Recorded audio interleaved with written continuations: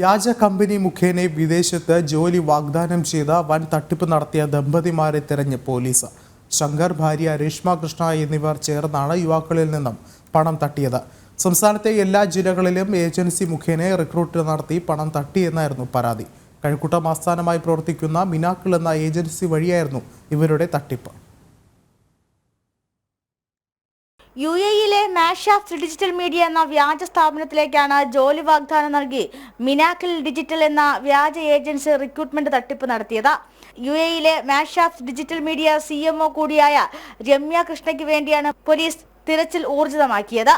തിരുവനന്തപുരം സ്വദേശി ശങ്കർ മിനാക്കിൾ ഡിജിറ്റൽ ഏജൻസിയുടെ ഡിജിറ്റൽ ഗ്രാഫിക്സും അനുബന്ധ ജോലികളും വാഗ്ദാനം ചെയ്ത് വിസിറ്റിംഗ് വിസ നൽകി വിദേശത്ത് യുവാക്കളെ കൊണ്ടുപോയത്. ഇത്തരത്തിൽ ഷാർജയിൽ എത്തിപ്പെടുന്ന യുവാക്കൾക്ക് ജോലി ലഭിക്കാതായതോടെ വിവരങ്ങൾ അന്വേഷിക്കവെയാണ് ഏജൻസി വ്യാജമാണെന്നറിയുന്നത്.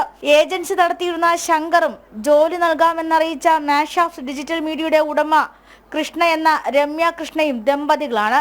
ശങ്കർ നിലവിൽ റിമാൻഡിലാണ്. സംസ്ഥാന വ്യാപകമായി ഇവർ തട്ടിപ്പ് നടത്തിയിട്ടുണ്ടെന്നാണ് നിലവിൽ ലഭിക്കുന്ന വിവരം.